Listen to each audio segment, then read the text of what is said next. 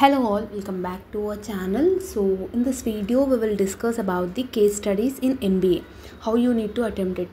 నేను previous explanation వీడియోస్లో కానివ్వండి, ఇంపార్టెంట్ క్వశ్చన్స్ వీడియోలో కానివ్వండి, నేను చెప్పాను మీ అందరికీ దట్ సపరేట్ వీడియో అనేది నేను చేస్తాను ఎలా కేస్ స్టడీస్ అటెంప్ట్ చేయాలనేసి. బికాస్ కేస్ స్టడీస్ అనేది ఎస్పెషల్లీ ఫస్ట్ ఇయర్ వాళ్ళకి కొత్త ఇది. ఓకే, సో ఈ ఇయర్ నుంచే ఇది ఇంప్లిమెంట్ చేశారు కాబట్టి మోస్ట్లీ సెమ్ 1 రాసాము, బట్ మోస్ట్లీ ఎలా అటెంప్ట్ చేయాలి అనేది కొంచెం క్లారిఫికేషన్ కోసం ఈ వీడియో చేస్తాను. ఈ video sem 1, sem 2, sem 3, sem 4 ఏ సెమ్స్కైనా కేస్ స్టడీస్ ఎలా రాయాలి అనేది దాని గురించి ఉంటుంది. ఓకేనా? సో కేస్ స్టడీస్లో ఏదైనా ఫార్మాట్ ఉంటుందా, ఎలా అటెంప్ట్ చేయాలి, because it carries 10 marks in the question paper అనమాట. సో నేను ఏం చెప్తున్నానంటే లైక్ ఓన్గా క్యాజువల్గా మనం ఎలా థింకింగ్ లైక్ కాంప్రహెన్సివ్ ప్యాసేజెస్ ఎలా రాస్తామో అలాగే రాయాలి అంటే ఒక డీటెయిల్డ్ వీడియో చెప్తే ఇంకా క్లారిటీగా ఉంటుందని చెప్పేసి వీడియో చేస్తున్నాను. సో ఈ వీడియోలో నేను ఎగ్జాంపుల్ కేస్ స్టడీ తీసుకొని దాన్ని ఎలా అటెంప్ట్ చేయాలన్నది కూడా చెప్తాను. కేస్ స్టడీస్ని అస్సలు నెగ్లెక్ట్ చేయొద్దు, ఎందుకంటే మీరు కేస్ స్టడీస్ 10 మార్క్స్ క్యారీ అవుతుంది, 2 మార్క్స్ క్వశ్చన్స్ 10 మార్క్స్, ఆ సెక్షన్ 10 మార్క్స్, ఈ రెండింటికే మీకు 20 మార్క్స్ క్యారేజ్ అవుతుంది. సో పాసింగ్కి అంటే పాసింగ్ 25 అనుకున్నా కూడా పాసింగ్కి దగ్గరలో ఉండేటి ఈ 2 sections. So short questions as well as case studies అస్సలు మీరు నెగ్లెక్ట్ చేయొద్దు. అండ్ లాంగ్ 1 యూనిట్ 2 యూనిట్స్ రాసినా ఈజీగా పాస్ అయిపోతారు. So coming back to the case studies, వాడు ఒక ప్యాసేజ్ ఇస్తాడు, కింద 5 క్వశ్చన్లు ఇస్తాడు. ఆ ప్యాసేజ్లోనే మనకి ఆన్సర్ అనేది ఉంటుంది. Got it? మినిమం ఒక హాఫ్ అన్ అవర్ అయితే కంపల్సరీగా దీనికి పెట్టాలి ఎగ్జామినేషన్లో. సో 2.5 అవర్స్లో half an hour should be allotted to case studies and half an hour should be not half an hour, ఒక 15 to 20 minutes for 2 marks questions and remaining మొత్తం long క్వశ్చన్స్కి attempt చేయాలి. కేస్ స్టడీస్లో మోస్ట్లీ ఈ 6 points ఓవరాల్గా ఉండాలి. ఏంటి అని అంటే ఫస్ట్ వన్ సిచ్యువేషన్ అనాలిసిస్ ఉండాలి. అంటే ఆ సిచ్యువేషన్ అనాలిసిస్ దేని గురించి ఉందా, పారాగ్రాఫ్. నెక్స్ట్ ఆ పారాగ్రాఫ్లో ప్రాబ్లం ఏముంది అండ్ ఆ పారాగ్రాఫ్లో ఏమైనా కోట్ ఏమైనా ఉందా, హైలైట్ అయ్యే పాయింట్ ఏమైనా ఉందా, లైక్ స్లోగన్ కానివ్వండి, ఏదైనా యూనిక్ నేమ్స్ వర్డ్స్ కానివ్వండి, ఇట్లాంటివి ఏమైనా ఉన్నాయా, అండ్ లైక్ ఎక్స్ప్లెనేషన్ పార్ట్ ఏమేమి ఉన్నాయి, ఇట్లాంటివన్నీ మీరు ఆన్సర్లో ఇంప్లిమెంట్ చేయాలి. ఓకేనా? సో ఇవే రాయాలని రూల్ లేదు. సో నా ఇప్పుడు ఒక ఎగ్జాంపుల్ చూస్తే మీకు అర్థమవుతుంది. ఓకేనా? ఇలా పారాగ్రాఫ్ ఇస్తాడు కేస్ స్టడీస్లో. ఇక్కడ ఫస్ట్ మనం కేస్ స్టడీస్ అనేది చదవాలి. What does it paragraph mean అనేది. సో చదువుతాను, చూడండి. As a new member of the board of directors for a local bank. So Jack Nelson problem అంట కేస్ స్టడీ నేమ్ టైటిల్. ఏంటి అంటే ఆయన ఒక new member board of directors for a local bank. Jack Nelson was being introduced to all the employees in the home office. So new employee కాబట్టి, new board of director కాబట్టి ఆ ఆఫీస్లో work చేసే వాళ్ళందరికీ ఇంట్రడ్యూస్ అనేది అవుతున్నాడు. When he was introduced to Ruth Johnson, he was curious about her work and asked her what the machine she was using did. So ఎప్పుడైతే Ruth Johnson అనే ఒక లేడీని ఇంట్రడ్యూస్ అవుతున్నప్పుడు ఈ జాక్ నెల్సన్స్కి తన వర్క్ ఏదైతే చేస్తున్నాడో ఆ మెషిన్ ఏదైతే ఉందో తనకి క్యూరియస్గా అనిపించింది అనమాట, to know about that work. So Johnson replied that she really did not know what the machine was called or what it did. So ఇక్కడ జాక్ ఏమడిగిండు రూత్ జాన్సన్ కంటే, నువ్వు ఏ మెషిన్ యూజ్ చేస్తున్నావు, ఆ మెషిన్ యూజ్ చేయడం వల్ల అసలు ఏంటి ప్రయోజనం అన్నప్పుడు రూత్ ఏమని రిప్లై ఇచ్చిందంటే, నాకు నిజంగా ఈ మెషిన్ ఏందో తెలియదు అండ్ అది ఎలా ఆపరేట్ చేయాలో కూడా నాకు తెలియదు అని రిప్లై ఇచ్చింది. She explained that she had only been working for 2 months. తను ఏమని చెప్తుందంటే, నేను ఇక్కడ ఈ మిషన్తోనే ఓన్లీ 2 months నుంచే వర్క్ చేస్తున్నాను, నాకు ఏమంత పెద్దగా తెలీదు, ఆపరేట్ చేయడానికి కూడా నాకు రాదు అని చెప్పింది.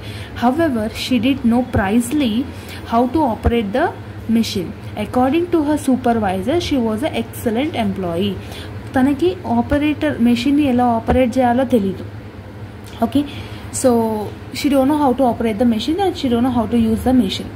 But according to her supervisor, అంటే వాళ్ళ టీమ్ లీడర్ ప్రకారంగా ఈ రూత్ జాన్సన్ అనే ఆమె షీఈస్ ద ఎక్సలెంట్ ఎంప్లాయీ అని మాత్రం ఉంది. సో తనకి వర్క్ తెలియదు కానీ వాళ్ళ టీమ్ లీడర్ ప్రకారం తిన ఒక మంచి ఎక్సలెంట్ వర్కర్ అని ఉంది. At the end of the branch office, the supervisor in charge spoke to Nelson confidently, telling him that something was wrong but she did not know what. For one thing, she explained, employee turnover was too high and no sooner had one employee been put to on the other job then another one was resigned. అంటే ఒక job resign అవుతున్నప్పుడు ఇంకో కొత్త వాళ్ళని hire చేసుకోకపోవడం it's a mistake అని చెప్పి చెప్తున్నాడు. అంటే వన్ ఆఫ్ ది బ్రాంచెస్లో the supervisor in charge spoke to Nelson. అంటే ఒక సూపర్వైజర్ ఈ జాక్ నెల్సన్తో కాన్ఫిడెంట్గా చెప్పింది దట్ ఈ ఆఫీస్లో సంథింగ్ వాస్ రాంగ్. సో ఇక్కడ ఏం చెప్తున్నానంటే ఒకసారి ఒక పర్సన్ రెసిగ్నేషన్ ఇచ్చినాక ఆ ప్లేస్లో కొత్త ఎంప్లాయీస్ని మనం హైర్ చేసుకోకపోవడం it's a mistake. With customers to see and loans to be made she continued. She had little time to work with the new employees as they came and went.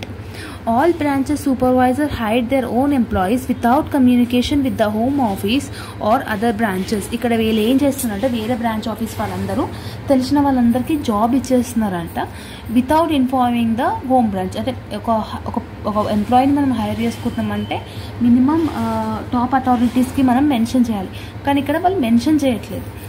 So అదొక loop whole అనమాట. When a opening developed the supervisor tried to find out the suitable employee to replace the worker who had quit.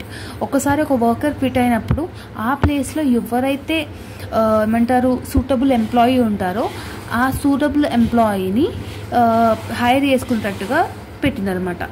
After touring the 22 branches, అంటే Jack Nelson అనేటువంటి 22 branches తిరిగినాడంట. Similar problems ఉన్నాయి అన్నిట్లో. Nelson wondered what the home office should do or what action should he take. So Nelson చూసాక అన్ని offices అన్నీ చూసాక అన్నిట్లో సేమ్ ప్రాబ్లమ్స్ ఉన్నప్పుడు ఇక్కడ ఏమనుకున్నాడు, ఏ సొల్యూషన్ తీసుకోవాలి, దీనికి ఏమి రెమెడీ సొల్యూషన్ ఉంటుంది అని చెప్పేసి థింక్ చేశాడు. The banking firm generally was regarded as being a well-run institution that had grown from 27 to 191 employees during the past 8 years. The bank firm అంటే ఈ బ్యాంక్స్ ఏవైతే ఉన్నాయో సో ఇవి చాలా మంచిగా రన్ అవుతున్నాయి. 27 ఉండే ఎంప్లాయీస్ ఇప్పుడు 191 ఎంప్లాయీస్ అయ్యారు past 8 yearsలో. The more he thought about the matter, the more puzzled Nelson became. He could not put his finger on the problem and he did not whether to report these findings to the president or not. So ఇవన్నీ చూసాక అంటే loop holes ఉన్నాయి కానీ bank మాత్రం మంచిగా run చేస్తుంది. So ఇప్పుడు ఈ ప్రాబ్లమ్ని మనము టాప్ అథారిటీస్కి మెన్షన్ చేయాలా వద్దా అని ఒక డైలమాలా ఈ జాక్ నెల్సన్ అనేటైనా ఉన్నది. వీటికి కేస్ స్టడీ అయిపోయింది. ఇప్పుడు క్వశ్చన్స్ పార్ట్కి చూడండి. What do you think is causing some of the problems in the bank, home office and branches? అంటే ఇక్కడ ప్రాబ్లమ్స్ ఏమున్నాయి బ్రాంచ్ ఆఫీసెస్లో, హోమ్ ఆఫీస్లో మనం చూసిన ప్రకారంగా అయితే ఫస్ట్ థింగ్ ఎంప్లాయీస్కి ఆపరేషన్ అంటే ఏ మిషన్ ఎలా యూజ్ చేయాలి అనేది తెలియదు. అందుకని ఇక్కడ వాడు ఏమన్నది lack of knowledge and training అని అన్నాడు ఫస్ట్ పాయింట్. సెకండ్ పాయింట్ ఏంటి, hiring employee turn over. Frequent resignation in the branches suggest issues with employee engagement, job satisfaction or compensation. అంటే ఒక ఆర్గనైజేషన్లో ఒక ఎంప్లాయీస్ అనేది క్విట్ అవుతున్నప్పుడు రిమైనింగ్ వర్కింగ్ ఎంప్లాయీస్ కూడా ఆ థింగ్ అనేది రాదు. డీసెంట్రలైజ్డ్ హైరింగ్ ఏంటంటే వన్స్ ఒక పర్సన్ క్విట్ అయ్యాక ఆ ప్లేస్లో కొత్త పర్సన్ని హైర్ చేసుకోకపోవడం, ఇంతకుముందు మనం చూసినాం. నెక్స్ట్ వన్ పూర్ కమ్యూనికేషన్ లేకుండా తెలిసిన వాళ్ళని హైర్ చేసుకున్నప్పుడు అంటే వాళ్ళకి ఏం స్కిల్స్ లేకుండా హైర్ చేసినప్పుడు ఇట్లాంటి ప్రాబ్లమ్స్ అనేది ఆర్గనైజేషన్లో వస్తాయి అని చెప్పేసి ఇలా రాయాలి. అంటే ఇంత పెద్దగా రాయాల్సిన అవసరం లేదు, మీరు 2 మార్క్స్ కాబట్టి ఈ సైడ్ పాయింట్స్ రాసినా సరిపోతుంది. నెక్స్ట్ క్వశ్చన్ ఏంటి, what do you think setting up an HR unit in the main office would help.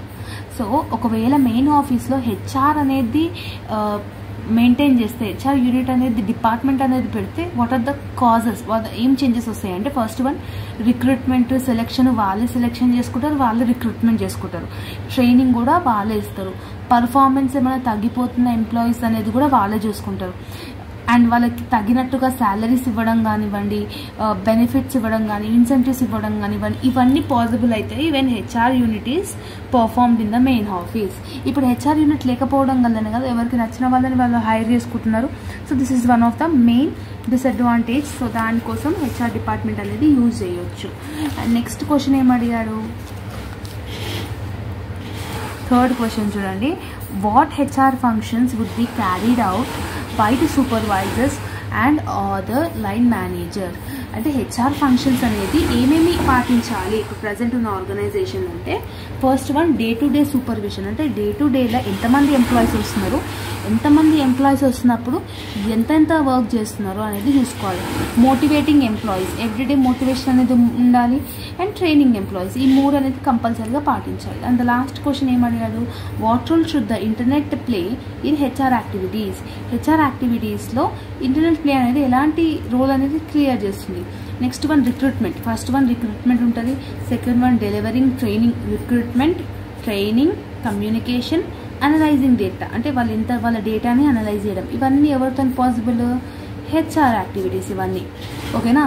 So like this you need to right అనమాట. లైక్ మోస్ట్లీ నా ప్రకారంగా అయితే పాయింట్ వైజ్గా రాస్తే ఆన్సర్ లెందీగా కనిపిస్తుంది, యాజ్ వెల్ యాజ్ ఇన్ఫర్మేటివ్గా కొంచెం చూడడానికి కూడా బాగుంటుంది. సో పారాగ్రాఫ్ లాగా రాయడం కన్నా ఇట్లా పారాగ్రాఫ్ కన్నా ఇట్లా పాయింట్స్ పెట్టి రాస్తే బెటర్ ఉంటుంది. సో అలాగా రాయాలి case studies. So this is all about the case studies.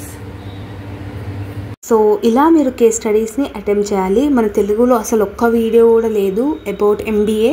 So this is our first videos and first channel to do MBA videos. So మీకు అర్థమైందని అనుకుంటున్నాను. If you like this video then do like, share, comment and subscribe to our channel. And డెఫినెట్గా share with all your MBA friends and groups, because ఈ video చూసాక వాళ్ళకి benefit ఉంటుందని అనిపిస్తేనే share చేయండి. ఓకేనా? అండ్ ఇంకేమైనా డౌట్స్ ఉంటే మాత్రం కమెంట్ సెక్షన్లో కమెంట్ చేయండి. అండ్ మోస్ట్లీ నేను MBA క్లాసెస్ అనేది తెలుగులోనే కంటిన్యూ చేస్తాను, because most of our viewers are in Telugu only. ఒకవేళ మీకు ఇంగ్లీష్లో కావాలన్నా కూడా కమెంట్ సెక్షన్లో కమెంట్ చేయండి. అండ్ డెఫినెట్గా చెప్పండి whether my explanation is understanding or not, so that నాకు ఒక క్లారిటీ అనేది వస్తుంది. ఓకేనా? So once again all the very best for your examinations as well as the preparation. See you all in the next video. Bye bye and thank you so much.